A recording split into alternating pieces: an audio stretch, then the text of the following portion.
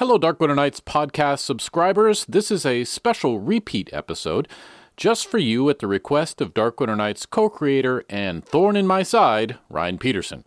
He requested I put this show back up on the podcast because it is one of many episodes that have dropped from the feed, and it's his favorite episode because, of course, it's about him.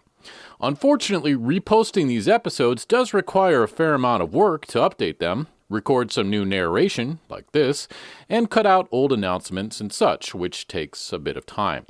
That's why I haven't put many of them up, because, unfortunately, we on the Dark Winter Nights Executive Board are still largely volunteers, and working on the show is still something we do in our free time. So if you have an old favorite episode you'd like to hear, and would like to help us out, I will refresh and repost any old episode you choose, and include a personal message for you, if you like, when you make a $50 tax-deductible donation to Dark Winter Nights. In the past few years, we've had nearly 250,000 listens to our podcast, so it'd be a great way to say hello to a loved one or get your message out about something. If you're interested in rebooting an old show, you can email me at rob, that's R-O-B, at darkwinternights.com. Thanks for considering this. Now, here's Origin Story with Ryan Peterson, originally aired in September 2021. On the Season 7 premiere of Dark Winter Nights, True Stories from Alaska. This is crazy. I'm looking at a picture of someone I'm related to. I don't know what to do. And I turned my phone off and I put it in my pocket and went to bed. Really? Yeah. Whoa. I was like, I'll figure this out tomorrow. Origin Story. Up next on Dark Winter Nights, True Stories from Alaska. I'm Rob Prince.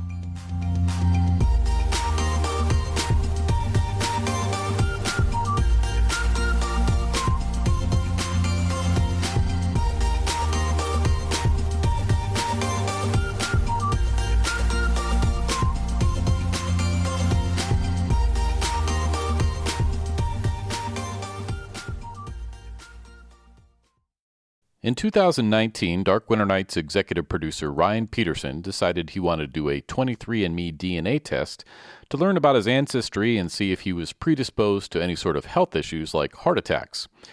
Ironically, what he discovered practically gave him a heart attack.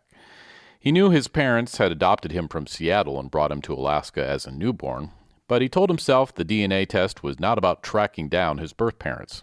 He and I met up to talk about his experience for today's show. Do you remember when you learned that you were adopted? Not really. I just kind of always knew. It was never a secret. Right. They always told us. How?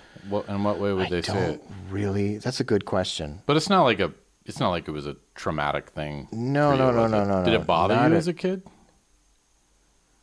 It didn't bother me that I was adopted. No, I loved my parents and wanted to be where I was. Right. I did have, it's hard to describe, right? Because I had a fear of, what if my birth parents tried to take me back?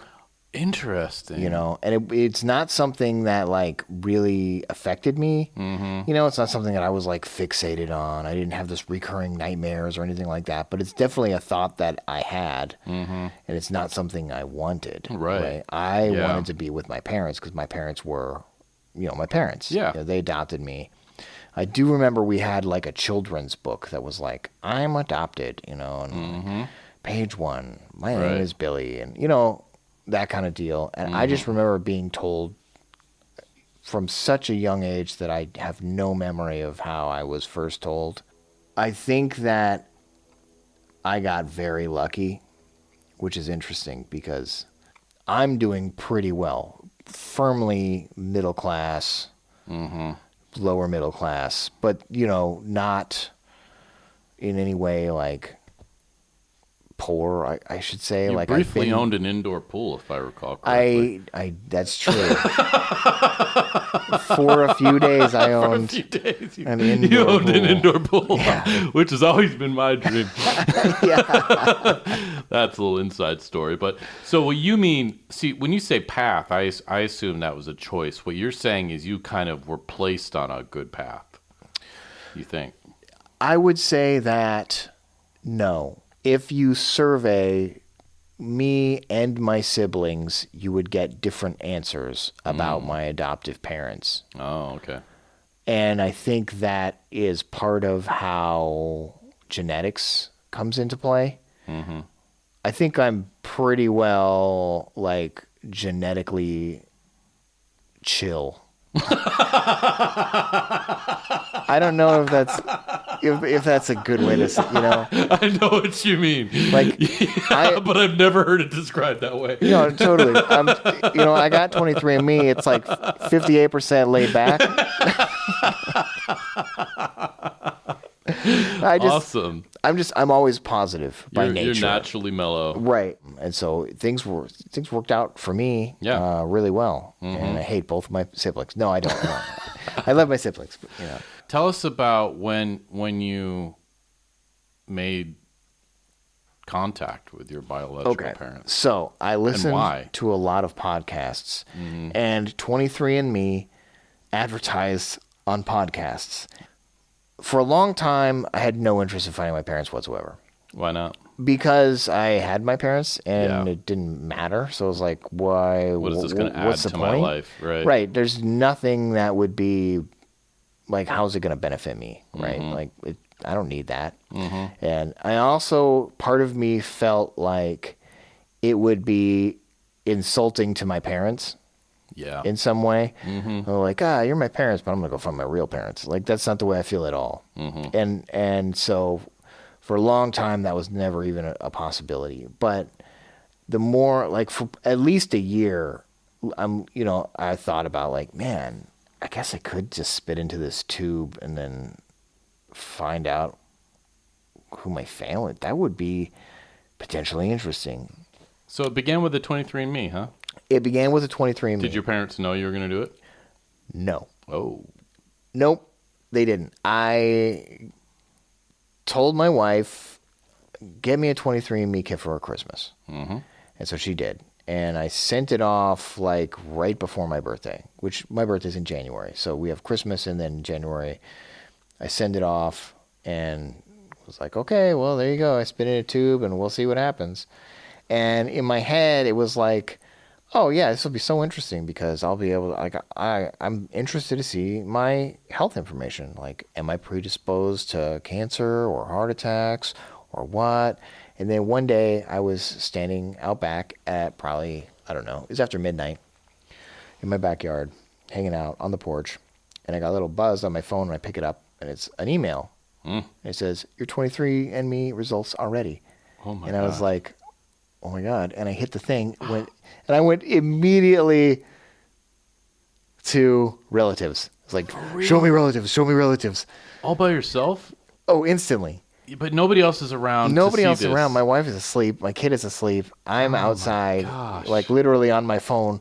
And I'm like, oh yes, open, go, show me the relatives. Instantly before I could even stop. And the first face there was, it said, we think this is your cousin.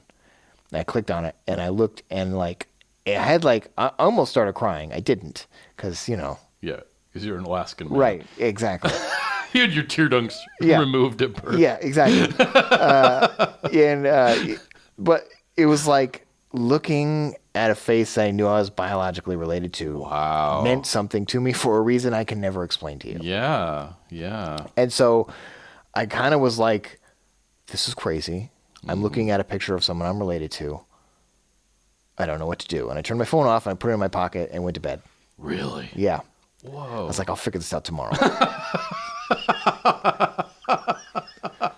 The next morning, the very first thing I did, I like, normally I wake up, I take a leak. I went straight past the bathroom, straight to my computer, logged on, sent her an email. Oh my gosh. I was like, I was adopted at birth. You were the first person who I'm biologically related to that I have ever seen. Mm-hmm. And I'm curious if you could potentially know either one of my parents. Mm-hmm. And I sent this message. And I'm like, man, I wonder if she's going to write back. Mm-hmm. And sure enough, she did pretty quickly. Mm-hmm. And she was like, I was also adopted at birth. And I was like, oh, Darn. She's like, but I found everyone. Oh, oh wow. She's done all the work. And so I'm talking to her like online, messaging back and forth. I'm like, I don't know anything. I know my mom was 16 and I know my dad was 18. That's all I was ever told. Wow. Your mom was 16. She was short and she had red hair. And your dad was 18 and was tall and he had dark hair. Same kind of like brown hair that I have. And that's literally all I knew about my parents. Wow. My birth parents. Right. That's all I ever knew. And then, so then I called my mom and was like, hey, so listen, I did a thing. I did a thing. Do you know anything? And she was like, on your paperwork, someone had written baby boy Strange. So I think your mother had a last name of Strange. And I said that to my cousin, and she was like, oh, that's my sister. What? Turns out what 23andMe does is it says you share this many genes. And then if you have this many genes, there's like probabilities of like 90% you're cousins. Or 20% you're a half aunt. She ended up being my half aunt, and her half sister was my mom. So she figured it out, and she sent me a picture, and she's like, that's your mom. And I was like, oh my God, that looks exactly like me. What I never told anyone was that as soon as she replied to me and was like, oh, here's my Facebook, I immediately opened that Facebook and went to her friends and relatives and started looking at all of her relatives, and I had seen the picture of my mom. Wow. And was like, Charlotte. I don't say that to my wife. That's my wife's name. Babe, come here. Does that look like me? Do you think that's my mom? Oh my gosh.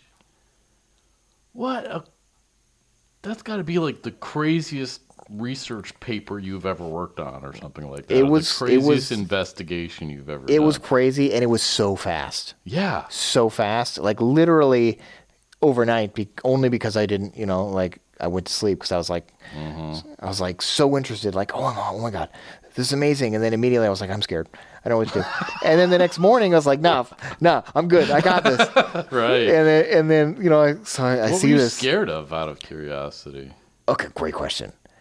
Rejection. Yeah, that's what I thought. Tell myself before I spit into this tube in the first place that I don't need to be accepted by my birth parents because I am like 30 some odd years old at the time.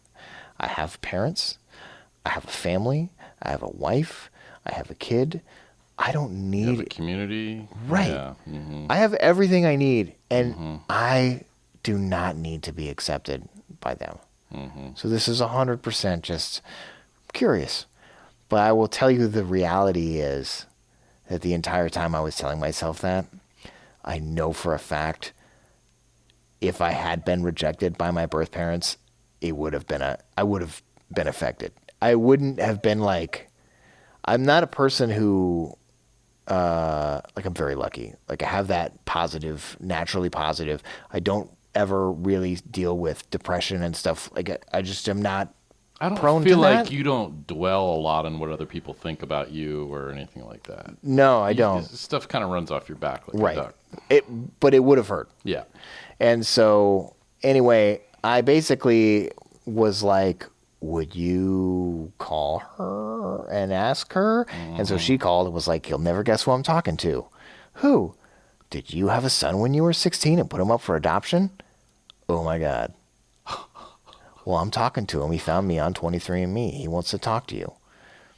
And so she was like, okay. I added her. She gave me permission to add her on Facebook, and I sent her this message. And basically the message was, when you were 16 years old, you made a good decision. I have had a good life, and I just wanted you to know that you did make a good decision, and things did go well for me.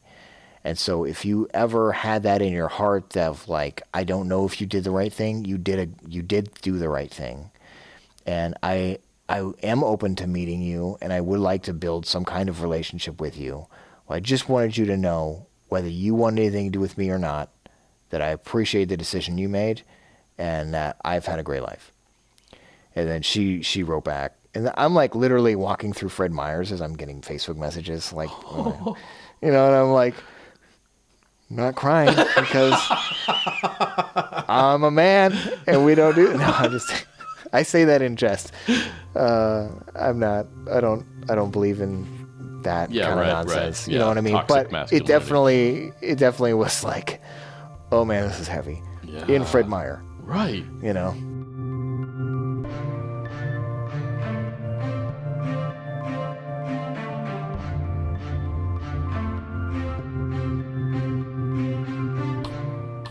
How did Ryan's biological mother react to him tracking her down after putting him up for adoption 40 years earlier?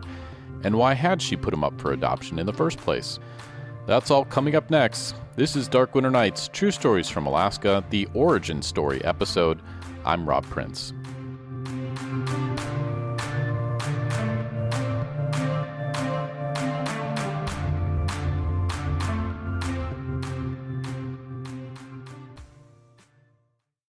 We'll be back in a moment with more from Ryan Peterson. This is Dark Winter Nights, True Stories from Alaska, the Origin Story episode. I'm Rob Prince. Do you have an old episode from past seasons of Dark Winter Nights you'd like to hear again, but has dropped off our podcast stream? Well, now your wish and a $50 tax-deductible donation are my command.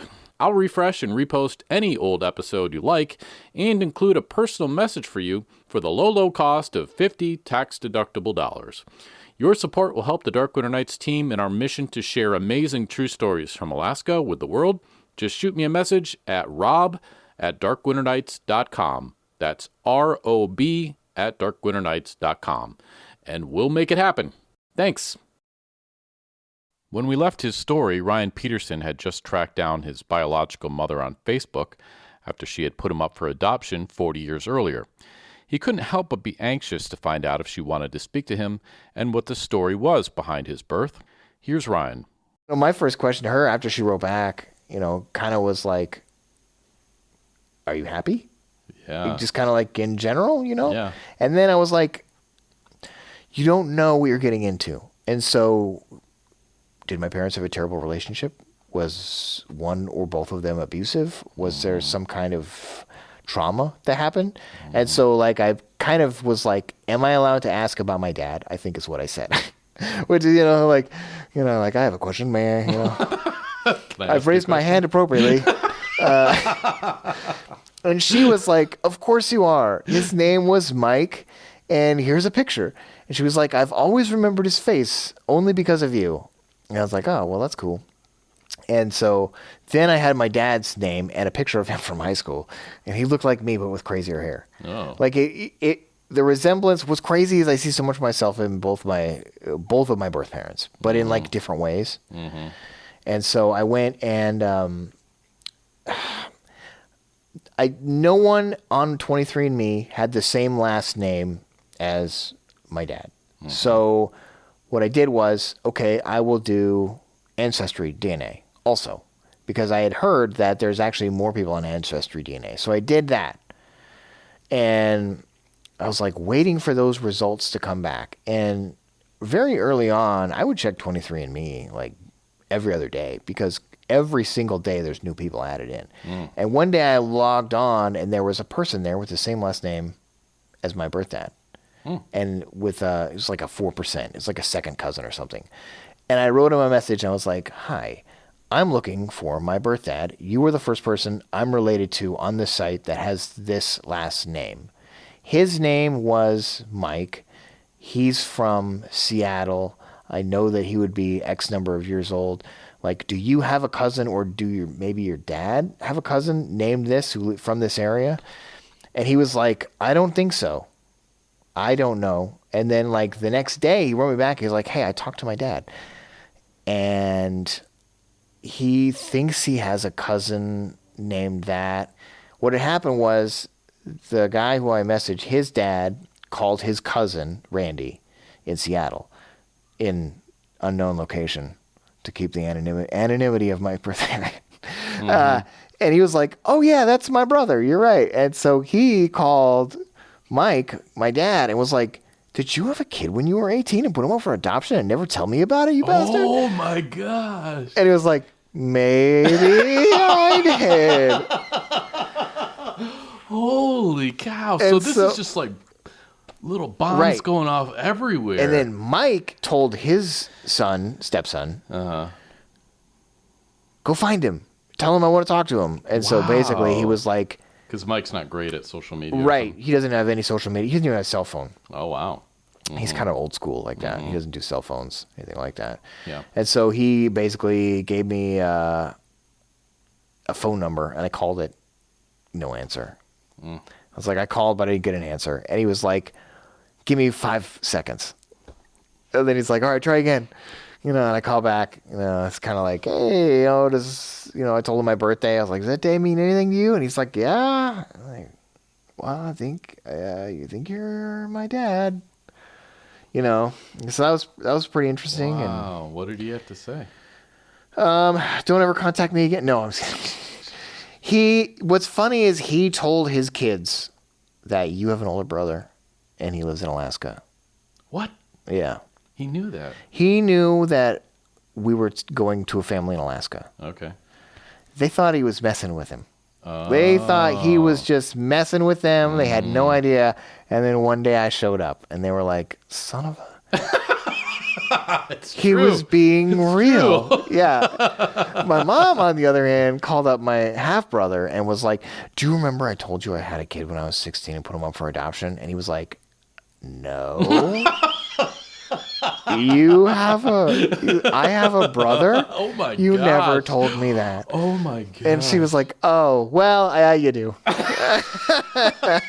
Holy cow. He's like, Mom, I would have remembered that. Seriously. Yeah. Oh, my. Yeah. That's one of those things you don't have to write down. No. Did this lead to your parents talking at all? Yeah, so setting up the visit, right? I basically was like, I have 3 days. Here's what I would like. Yeah. I would like to have 1 day with my mom, 1 day with my dad's family, and I would like to have a dinner on the 3rd day with everyone. Really? How do you guys feel about that? Yeah. And both sides were like, that's good, let's do that. Oh, wow. That's... I mean, they're old, it wasn't something, my dad was like, I feel bad about how things, ended because I didn't treat her right or, whatever. Right. And, my mom was kind of like, we were kids. Yeah, I was 16, 18. I mean, she, there didn't seem to be, if there was ill, feelings, I didn't see any of them. Probably they're not like best friends, right. Don't get me wrong. But, they definitely have some connection, which is me. All right. And so, yeah. So where does the relationship stand now? I think pretty good for the most part. We talk occasionally, like pretty much on, oh, I got to call on my birthday. I call them on their birthday. We talk on Christmas, Thanksgiving, that kind of thing, which is fine. I don't talk to my parents much anyway. I mean, I talk to my dad because I work with him. Right. So we talk probably more often than I would like. In some ways. Right. How do your adoptive parents feel about this?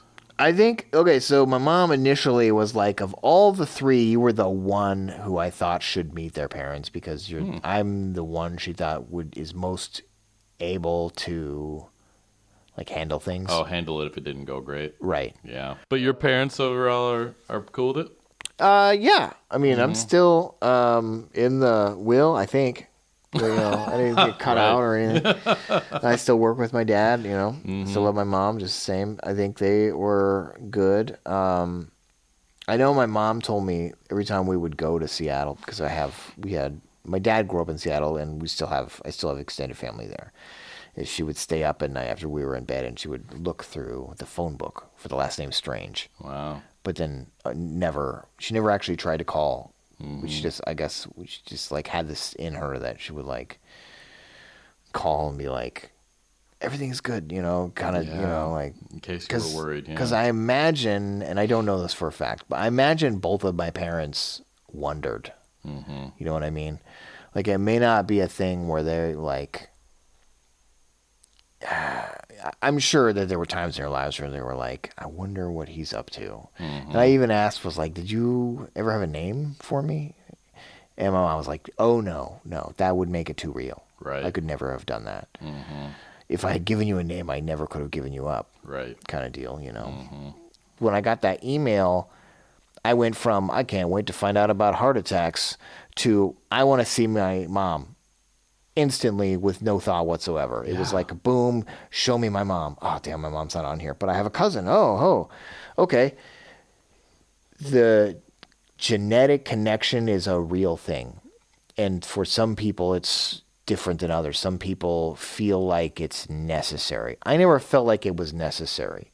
When I had the opportunity, I didn't hesitate. It was like, show me, because how cool is that? How cool, because you don't know. I don't know, And it turned out I'm related to, like, kind of Hollywood royalty. Oh, yeah? Who's that? Fondas. Really? Yeah. Wow, good for you. Yeah, so Jane and the other one. Is it? Oh, yeah. Oh, man, that's bad. Her dad, right? Right. Jack? No. John? John Fonda? No, it doesn't sound right. Henry. Oh, man. Yeah. There you go. Ooh, pulled that one out of the hat. This will be edited, right? Yeah, we'll cut it out. Yeah. We'll cut out our 40s moment. Right.